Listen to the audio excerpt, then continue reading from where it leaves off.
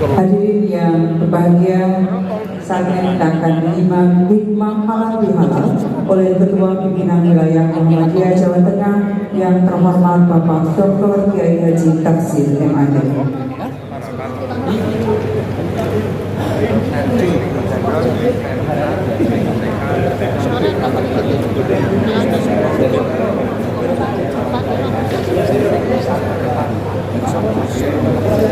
Assalamualaikum warahmatullahi wabarakatuh. Alhamdulillahilladzi an'ama 'alaina bi ni'matil iman wal islam. Asyhadu an la ilaha illallah wa la syarika lah wa asyhadu anna Muhammadan abduhu wa rasuluh. Allahumma shalli wa sallim ala nabiyyina Muhammadin wa ala alihi wa sahbihi ajma'in. Yang sama-sama kita hormati Ketua Umum PD PGRI Ibu Profesor Dr. Unifah Roslini MPD, yang saya hormati Ketua PGRI Jawa Tengah beserta Ibu, ini agak kayu karena teman akar kok Ibu, para dewan pembina, dewan pakar, dewan pendidikan, Bapak Ibu, semuanya saya hormati. Yang mohon maaf tidak bisa menyebut satu persatu, tapi sekarang saya baru sadar tidak penting saya sih halal bihalal, yang penting mendukung Pak Mudi Jadi. Saya baru sadar sekarang. Dan saya yakin sebagian besar warga Muhammadiyah dukung Pak Mudi. Karena Muhammadiyah nggak punya salon. Maka bukan Muhammadiyahnya atau keluarganya. Kalau saya mendukung Muhammadiyah itu saya salah. Karena Muhammadiyah secara kelembagaan netral, tapi netral aktif. Tapi kalau warganya nggak boleh netral, harus milih. Kalau netral namanya golput, Muhammadiyah melarang golput. Maka Muhammadiyah netral, tapi warga Muhammadiyah saya yakin sebagian besarnya milih Pak Mudi. Ya kalau sebagian kecil yang tidak ya kenapa? Buat enggak? Karena Bu Mudi itu teman sekolah, sama-sama tukang doa di SMA. Karena saksi rohani, saya saksi rohani bersama Bu Mudi.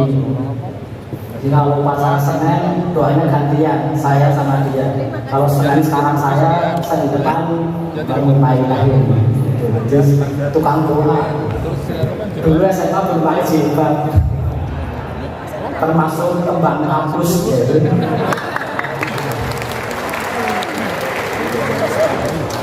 Tapi untuk saya belum level dapat dia, karena belum levelnya. Saya terlalu jelata untuk dapat Bu Mudi.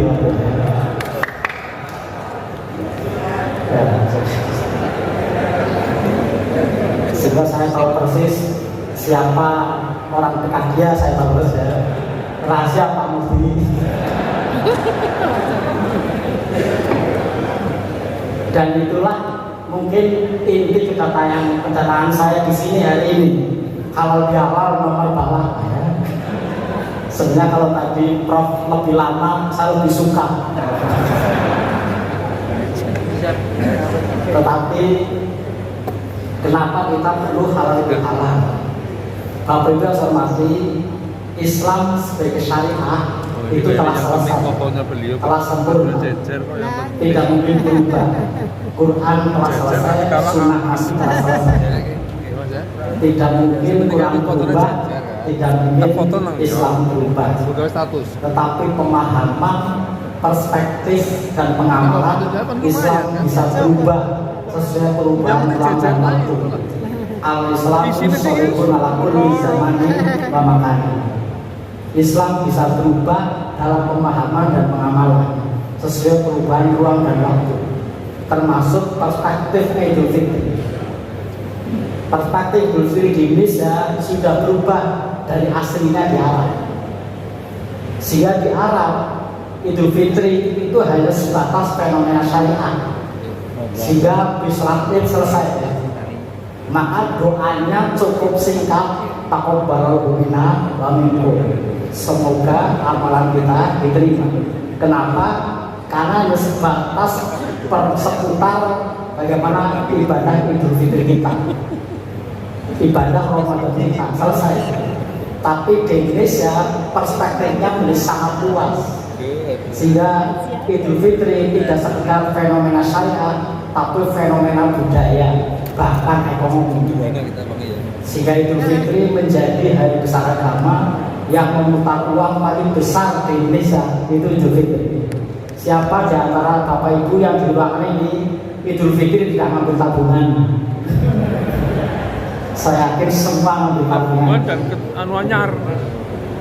Maaf saya sebut Bu Rektor, mohon maaf ya saya mengaku. Sehingga sampai menjelang Ramadan saya diundang oleh Bank Indonesia. Apa hubungannya Ketua Muhammadiyah diundang oleh Bank Indonesia? Bapak Ibu jangan kepikiran THR, bukan THR. Kata BRI, tolong Pak Tafsir sampaikan kepada warganya. Sampaikan kepada. Kenapa yang diundang Muhammadiyah? Karena Muhammadiyah itu pinjaman di bank di Jawa Tengah. Pinjaman Muhammadiyah Jawa Tengah di bank itu 2,5 triliun. Ya. Jadi pinjaman kami di bank itu 2,5 triliun untuk Jawa Tengah, untuk mengembangkan kampus, mengembangkan sekolah, mengembangkan rumah sakit, itu jumlahnya 2,5 triliun. Itu. Terima kasih. Itulah kemudian saya diundang oleh BI undang Ramadan, tapi nggak ada hubungannya dengan THR. Apa yang disampaikan BI pada saya, tolong sampaikan Pak Tafsir masuk Ramadan Idul Fitri supaya umat Islam jangan boros. Ya. Kenapa disebut boros dalam perspektif TNI?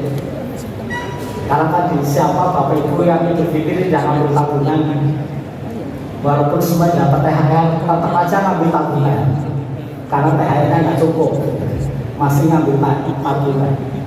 Dan tabungan terambil untuk Idul Fitri tahun lalu hanya jatah DIY mencapai 21 triliun.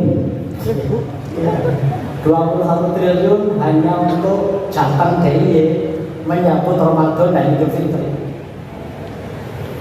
Bapak Ibu, kalau masuk Ramadan, anggaran rumah tangga kita naik atau turun? Kok ironis ya? Katanya cuma buka sahur 2 kali, kok anggarannya naik? Di mana logika naiknya? Sebenarnya Bapak Ibu puasa ngurangi makan minum atau hanya pindah jadwal makan minum gitu? Hanya pindah ya. Dari siang pindah ke malam, bukannya mengurangi malam nambah. Biasanya 3 kali, tapi normal 1 piring 3 kali. Lalu begitu Ramadan buka 2 piring, sahur 2 piring, 4 piring, ditambah khilafiyah Ramadaniyah, ditambah takjil pola sabaskom, otomatis nambah. Ramadan makanya tidak mengurangi makanan dan sebagainya. Itulah yang kemudian bagi BI itu mengkhawatirkan. Benar itu tabungan pribadi, tapi begitu masuk bank itu menjadi modal pembangunan. Begitu Bapak Ibu terlalu banyak ramai ambil, BI ketar-ketir. Alamat pemerintah ketar-ketir, alamat jalan tol nggak selesai kalau saya. Maka saya minta tolong umat Islam jangan terlalu banyak mengeluarkan Ramadan dan Idul Fitri. Tapi saya sampaikan di pengajian, saya sampaikan ini pada pengajian kesan dari jawaban umat Islam beda. Asasir itu bukan boros, itu semua berkahnya Ramadan. Karena beda pandangan. Menurut Ferry Bolas, menurut kita berkah Ramadan. Berkah artinya itu ziyadatus sa'adah atau ziyadatul khair. Berkah artinya bertambahnya kebahagiaan, bertambahnya kebaikan. Maka yang penting bahagia. Setahun habis hanya untuk Ramadan dan Idul Fitri, orang masalah. Yang penting bahagia. Itu yang terjadi. Dari kami mudik, satu sepeda motor berempat, kan? Suami istri, anak dua, plus kardus dan koper itu, dan itulah kebahagiaan. Dihalang-halangi juga tidak mau. Itulah kebahagiaan. Bapak Ibu yang saya hormati, maka sama dengan perspektif Idul Fitri, berubah karena perubahan ruang waktu. Sekali lagi, sedari syariah Islam telah selesai, tidak akan berubah sampai kapanpun, tetapi pemahaman dan pengamalannya bisa berubah. Contohnya, Bapak Ibu kemarin yang Muslim zakat fitrah, apa yang Bapak Ibu keluarkan? Bapak Ibu kemarin zakat fitrah menggunakan apa? Beras. Tidak ada lah dalil beras. Saya yakin Nabi Muhammad tidak pernah zakat beras. Ya. Kenapa Bapak Ibu mau beras? Apa alasan Bapak Ibu zakat fitrah mau beras? Tidak ada dalilnya itu. Beras berapa? 2,5 kilogram. Pertanyaannya, atas dasar apa Bapak Ibu mengeluarkan zakat fitrah beras 2,5 kilo? Mesti mengukur jari takmir kan gitu kan? Mosok aku ngomong begitu sederhananya mengukur jari takmir. Ya inilah al-Islamu syarikun ala kulli zaman wa makan. Dalam pengamalan dan pemahaman Islam bisa berubah sesuai perubahan ruang dan waktu. Dari Arab kita pindah ke Indonesia, dari kurma kita berubah menjadi beras. Karena dalil zakat fitrah itu adalah faradha Rasulullah sallallahu alaihi wasallam zakat al-fitri sya'am min tamrin sya'am min sya'ir. Faradha sabut al-barakah sapa Rasulullah ing zakat al-fitri zakat fitri menapa sya'am min tamrin setunggal sok kurma, sya'am min sya'ir setunggal sok gandum. Nggak ada beras kan di sini? Nggak ada beras. Kenapa Bapak Ibu beras? Nggak ada beras di sini. Atau kemudian Bapak Ibu main zakat sesuai hadis. Boleh nggak Bapak Ibu zakat fitrah langsung bawa kurma ke panitia? Boleh nggak? Boleh nggak Bapak Ibu zakat sesuai hadis bawa kurma ke panitia zakat? Boleh, hasilnya jelas. Mungkin dikira snack kan itu kan? Malah dibagi orang panitia kan gitu, dikira snack. Ya. Itulah maka kita ubah. Siapa yang mengubah? Lewat ijma ulama, kesepakatan ulama bahwa dari kurma kita transfer ke Indonesia, berubah ruang. Dari ruang Arab kita pindah ke ruang Indonesia, maka berubah menjadi beras. Maka beras adalah tafsir terhadap kurma. Karena tafsir beras bisa berubah, bisa beda satu dengan yang lain. Mungkin negara lain baru, negara lain beras. Begitu juga dengan ukurannya. Berapa berasnya? Hadisnya berbunyi 1 sok. Jadi syaratnya zakat fitrah adalah 1 sok. Berapa 1 sok? 1 sok itu 4 mud. Ya, 1 sok itu 4 mud. Lalu berapa 1 mud? 1 mud itu Bapak Ibu kalau kita baca di kitab fikih itu 2 telapak manusia dewasa jadikan 1. Inilah namanya 1 mud. Jika kita zakat fitrah cukup 4 ini, apa namanya ini? Ya, 4 tarupan ini. Pertanyaannya, berapa on 1 mud? Berapa on 1 mud? Ya tergantung orangnya lah ya. Kalau orangnya tinggi besar, jadi panjang-panjang banyak. Kalau jadinya pendek-pendek sedikit. Nah kalau begitu umat bingung. Apa kemudian Bapak Ibu naikkan sesuai hadis? ngereok beras kalau panitia zakat, padahal jari bapak ibu pendek-pendek. Nanti panitia zakat merasa kok sitimen kan gitu kan? Kok sitimen. Itulah maka lewat ijma ulama, sepakat ulama Indonesia mendefinisikan satu sok sebagai 2,5 kilogram. Maka 2,5 adalah tafsir, 2,5 adalah reasoning, bukan syariat tapi fikih. Karena fikih bisa berbeda, bisa berubah, berbeda satu tempat ke tempat yang lain, berubah dari satu waktu ke waktu yang lain. Itulah perspektif terhadap sebuah pemahaman agama. Sama juga dengan Idul Fitri. Dalam konteks Nabi dan sahabat, Idul Fitri hanya sebatas fenomena syariah, sehingga konsentrasinya hanya pada semoga amalan Ramadan kita diterima. Maka ucapannya cukup taqabbal minna wa minkum. Karena Idul Fitri diartikan sebagai kembali boleh berbuka. Itu Idul Fitri. Zakatul Fitri, zakat karena datanya Idul Fitri. Aslinya. Fitri artinya di situ bukan fitrah, tapi berbuka. Karena puasa adalah al-imsak anil muftirah min tulu'il fajri ila ghurubi syamsi. Namanya puasa adalah mencegah berbuka, dari terbit fajar sampai terbenam matahari. Berapa lamanya? 1 bulan. Begitu selesai 1 bulan, kita boleh kembali berbuka. Itulah namanya Idul Fitri. Tetapi begitu sampai ke Indonesia, Idul Fitri mengalami perluasan perspektif, perluasan pemahaman. Tidak sekedar Idul Fitri kembali berbuka, tapi kembali suci. Apa dasarnya?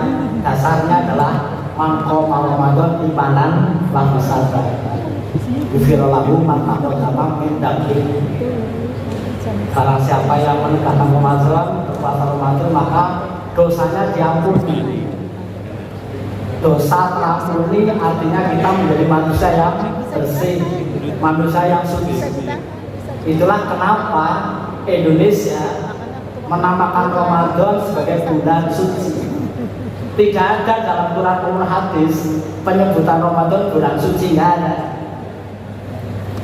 Di hadis penyebutannya qad ja'akum syahrul mubarak. Telah datang kepadamu bulan penuh berkah. Nggak ada penyebutan bulan suci. Tapi orang Indonesia semua ketika menyebut Ramadan selalu dirangkai dengan kata bulan suci. Alhamdulillah kita memasuki bulan suci Ramadan. Nggak ada dalam Quran maupun hadis penyebutan Ramadan bulan suci. Tetapi itulah perspektif Indonesia. Kenapa menyebut Ramadan bulan suci? Karena berdasarkan hadis pemahaman dari mangkoma Ramadan imanan wa hisaba. Maka tradisi kultur yang memilih Ramadan juga kultur proses penyucian. Maka sebelum Ramadan upacara padusan, mandi, suci badan. Masuk Ramadan suci dosa. Maka berdasarkan hadis ini kita insya Allah menjadi manusia yang dosanya diampuni. Tetapi Bapak Ibu, Allah belum menyempurnakan kesempurnaan kebersihan kita di hadapan Allah sebelum kita bersih kepada sama. Ya. Allah belum menerima ampunan kita, Allah belum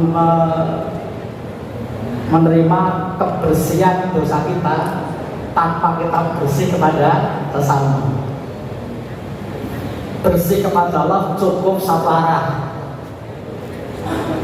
bertobat, beribadah, niat, ikhlas, amalkan, selesai. Tidak perlu menunggu jawaban dari Allah karena cukup satu arah. Tapi bersih kepada sama harus dua, ketemu, salaman, mengucapkan mohon maaf lahir dan batin. Aku bisa sholat dulu. Kalau tidak terpaksa, jangan hanya WA, apalagi WA pun belum dibalas, nggak bisa, harus suara. Inilah yang namanya halal bihalal. Maka kenapa bulan Syawal kita halal bihalal? Karena setelah bersih pada Allah harus dilanjut bersih pada sesama. Dan inilah perspektif Indonesia terhadap hadis mangkoma Ramadan. Tentu nggak ada dalam tradisi Nabi, nggak ada dalam tradisi sahabat, tapi bukan berarti tidak boleh. Walaupun saya melihat ada gejala orang Islam Indonesia akan sebagian kita akan kembali ke masa lalu, membawa Islam ke masa lalu, sehingga yang perspektif khas Indonesia mau dibuang. Ucapan selamat Idul Fitri berhenti sampai di situ, tidak lagi ditambahi mohon maaf lahir dan batin, tidak ada. Apalagi minalaidin wal faizin, katanya tidak ada tuntunan dari Nabi. Memang tidak ada, tapi bukan berarti tidak boleh. Tapi lah perspektif yang lebih luas dari Idul Fitri. Karena apa? Idul Fitri tidak sekedar kembali berbuka, tetapi kembali suci. Maka suci kepada Allah juga suci kepada manusia, kepada sesama. Bersih pada Allah ibadah, bersih kepada sama, silaturahmi halal bi halal, halalun bi halalin. Saling menghalalkan satu dengan yang lain, yang mengalami pengharaman silaturahmi. Berdasarkan hadis, la yahillu lil muslim ayat jurahu wa tarati layali. Dari kata la yahillu menghasilkan kata halal bi halal, saling menghalalkan satu dengan yang lain yang mengalami pengharaman silaturahmi. Maka halal bi halal. Tidak halal bagi seorang muslim ketemu yang lain kemudian memindahkan wajah, ketemu wajahnya pindah, apa namanya? Melengos. Melengos melampaui batas 3 malam. Jadi Bapak Ibu kalau tukaran konflik maksimal hanya 3 malam. Sehingga memang halal bihalal tidak harus bulan Syawal. Begitu tukaran langsung halal bihalal. Tetapi kenapa sampai di bulan Syawal? Karena menyempurnakan bulan Ramadan. Maka menempatkan halal bihalal di bulan Syawal adalah budaya yang diinami oleh syariat. Karena halal bihalal dalam Islam ya setiap saat. Tapi menempatkan halal dalam bulan Syawal adalah bagian dari Idul Fitri sebagai fenomena budaya untuk memperkuat kebersihan kepada Allah, harus bersih kepada sesama. Bersih kepada Allah cukup satu arah, bersih kepada sama harus 2 arah. Karena boleh tukaran, boleh konflik, tapi tidak boleh tidak saling bertegur sapa melampaui batas 3 malam. Pertanyaannya, siapa yang bisa? Anak kecil tukaran langsung main bareng lagi, rangkulan berpelukan main bareng lagi, yang tukaran bapak dan ibunya kan itu. Tapi selevel bapak ibu tukaran bisa langsung rukun. Pertanyaannya, berat atau ringan? Saya nggak yakin bapak ibu tukaran bisa langsung rukun. Kadang sesumbar Jonga sing pitung turunan kan gitu kan. Jonga sing pitung turunan. Artinya apa? Betapa beratnya orang tukaran rukun kembali. Sehingga luar biasa ulama Indonesia nggak cukup bersih pada Allah, harus bersih kepada sesama.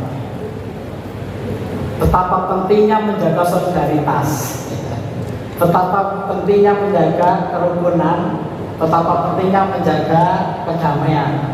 Sampai oleh Nabi disebut lebih afdol daripada memperbanyak puasa dan sholat.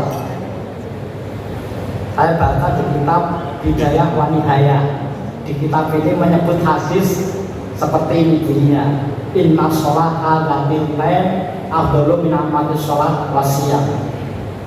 Sesungguhnya menjaga kedamaian sesungguhnya menjaga kerukunan, sesungguhnya menjaga solidaritas, sesungguhnya mendamaikan orang yang bertikai itu lebih afdol daripada memperbanyak puasa dan sholat. Jadi Bapak Ibu yang sholat dan puasa sunnahnya alas-alasan, gak usah khawatir, gak usah berkecil hati, cari orang tukaran dan mengumpulkan. Nah itu lebih afdol, ya, lebih afdol. Ya. Demikian juga sebaliknya, betapa pentingnya disebut lebih afdol karena pentingnya kerukunan. Yang kedua, karena betapa beratnya orang rukun kembali, sampai-sampai Bapak Ibu yang ingin merukunkan orang tukaran, ya, orang tukaran, orang konflik dirukunkan normal itu kan susah ketemu. Saya hafal karena saya ketua RT, hafal itu. Kalau di RT nanti malam ada halal bihalal, mulai jam 4 itu mulai ramai telepon. Pak RT ngapunten makan dulu buat derek, sakit derek halal bihalal.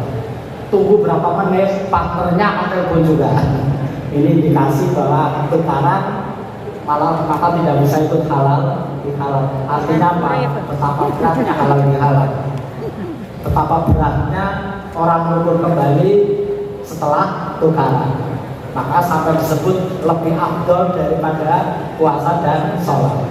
Yang kedua, kalau Bapak Ibu ingin merukunkan orang tukaran karena saking beratnya sampai boleh bohong. Ya.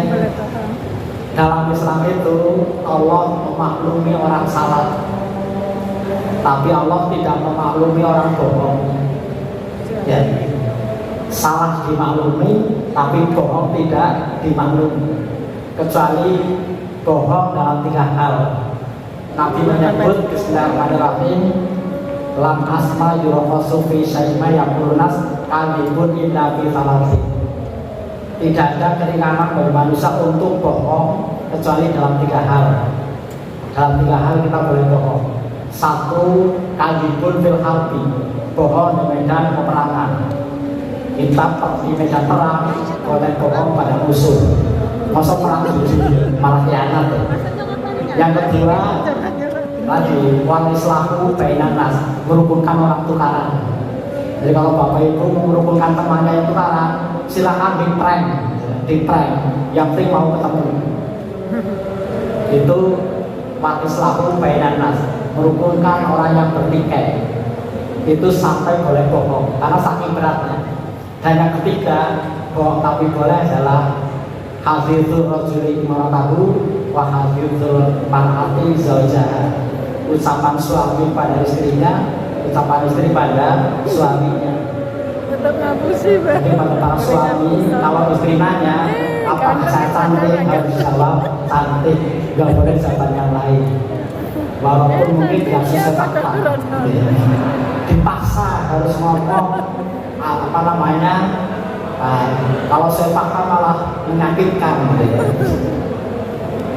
Pada para suami yang punya istri mungkin ukurannya jumbo gitu ya, istrinya ukuran jumbo, ini nanya, Mas apakah saya langsing? Nah, gimana kira-kira jawabannya ya? Yang jawab aja langsing plus. Nah kan gitu. Terima kasih. Wassalamualaikum warahmatullahi wabarakatuh.